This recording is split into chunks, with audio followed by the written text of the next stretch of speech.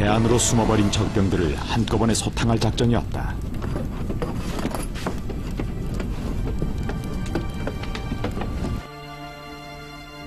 전세는 기울기 시작했다. 우리는 승기를 잡았다. 이때 러시아군 한 무리가 도망치기 시작했다. 내가 탄 배가 제일 앞에서 추격했다. 뒤이어 백병전이 벌어졌다.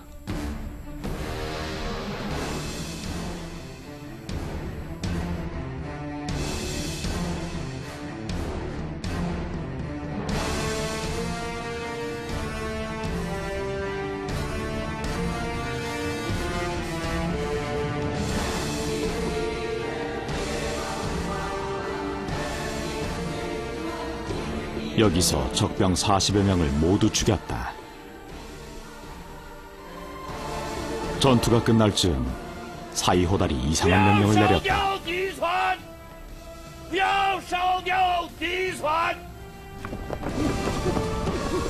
만약 여세를 몰아 적선을 불태웠더라면 적병 중에 살아남은 자는 단 한 사람도 없었을 것이다. 청나라 대장이 이런 명령을 내린 것은 적선에 실린 모피를 탐냈기 때문이다.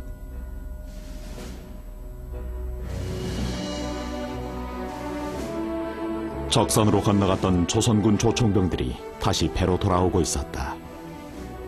그 순간 배 안에 숨어있던 적병이 연속 사격을 가해왔다.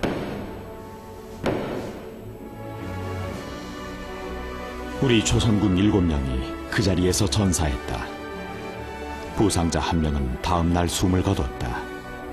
적선들을 불태웠더라면 우리의 희생이 없었을 텐데 사이호달이 재물을 탐내어 무모한 명령을 내린 것은 참으로 유감스러운 일이었다.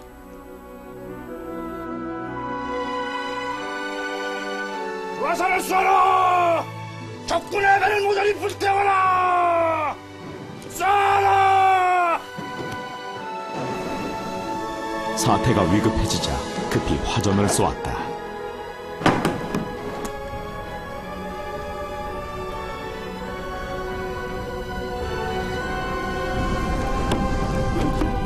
적선 7척을 모조리 불태웠다.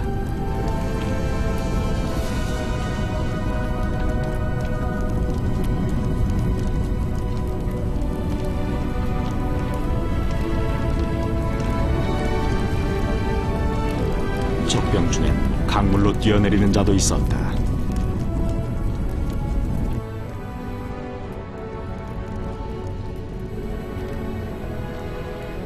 열한 척의 적선 중에서 4척만이 남았다.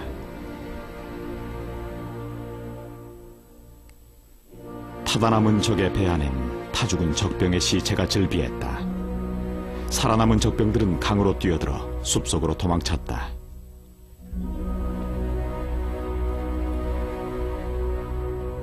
밤이 깊은 후 적선 한 척이 우리 포위망을 뚫고 도망쳤다.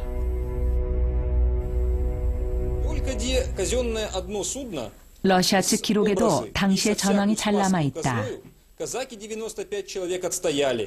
И на том бою его Анафрейка убили, и служилых людей 220 человек побили.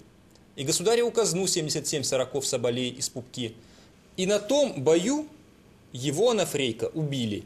이 служилых людей 220 человек 러시아군 사망자 220명, 조선군 전사자 8명.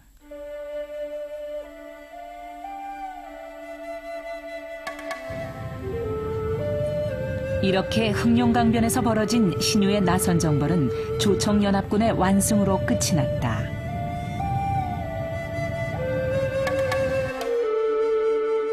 조선 조총병의 탁월한 활약으로 대승을 거둔 나선 정벌. 이 국제전은 효종대에 벌어졌습니다. 그런데 아시다시피 효종은 북벌론자였습니다. 병자호란 이후 청나라에 볼모로 끌려갔던 경험이 있는 효종은 왕위에 오르자마자 강력한 북벌 정책을 추진하게 됩니다. 즉, 청나라를 치고 복수를 하려는 의지를 갖고 있었던 것입니다. 그런데 이 나선 정벌은 청나라를 위한 파병이었습니다. 청나라를 치기 위해 키웠던 군사력을 오히려 청나라를 돕는 데 쓴 것이죠. 효종으로서는 뼈아픈 선택이었을 겁니다. 신유 또한 출병과 전투 과정에서 숱한 수모를 당해야만 했습니다. 작전권을 빼앗기고 어이없이 부하를 희생시켜야만 했습니다. 전투 뒤처리 과정에서도 역시 수모를 당했습니다. 이처럼 효종대의 나선 정벌은 약소국의 왕과 장수가 감당해야만 하는 비애도 담겨 있었습니다.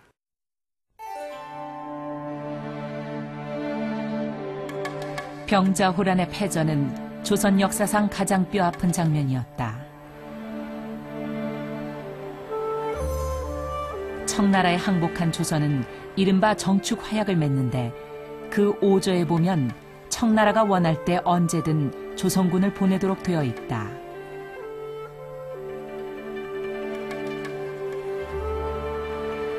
이 조약에 따라 신유의 조선군은 출병했다. 그러나 원래 이들은 청나라를 도와줄 병력이 아니었다. 임진왜란 때 조총의 위력을 실감한 조선은 훈련 도감을 설치, 포수, 즉 조총병 양성에 힘썼다. 특히 효종은 하메르 훈련 도감에 배치, 조총을 만들고 개선하도록 했다. 병자호란 때 청나라의 인질로 잡혀간 경험이 있는 효종. 그는 청나라를 치는 북벌을 위해 군비 진강에 매달렸다. 그때 북벌을 자기 일생일대의 과업으로 생각한 거죠. 그래서 효종 치세는 온통 그런 북벌이 아침에 일어나서 저녁에 잘 때까지 효종의 뇌리 속에는 북벌밖에 없었던 것 같습니다. 그래서 모든 국가 체제를 그런 북벌을 위한 군사력 강화, 그리고 군인들의 양성과 무기 강화, 성과 각 진지의 보수, 이런 식으로 모든 전 국가가 어떤 군사국가 체제로 전환하려고 하는 거죠. 효종은 특히 조총병 양성에 힘썼다. 훈련도감의 중앙군을 중심으로 조총병을 키운 다음 지방군까지 조총으로 무장시켜 나갔다.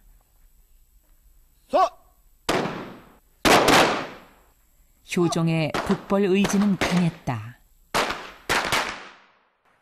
그 중앙에서는 끊임없이 지방인군을 훈련시키기 위해서 중앙군사, 특히 훈련도감 군사들 같은 사람들을 지방에 내려보내서 그들에게 조총 사격수를 가르칩니다. 그다음에 또 중앙에서는 만든 우수한 조총들을 끊임없이 지방에 또 내려보내가지고 지방의 우수한 조총들을 항시 갖추게 있게 하고, 그러니까 우수한 무기와 또 그 군인들을 훈련시키는 이런 것들이 서로 연계가 되는 거죠.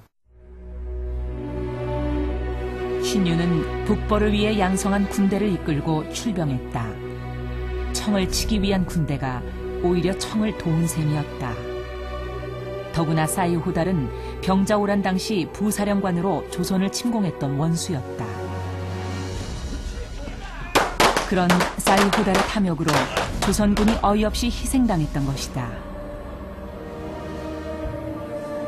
신유는 북정록에 전사자들의 고향과 이름을 낱낱이 적어두고 있다.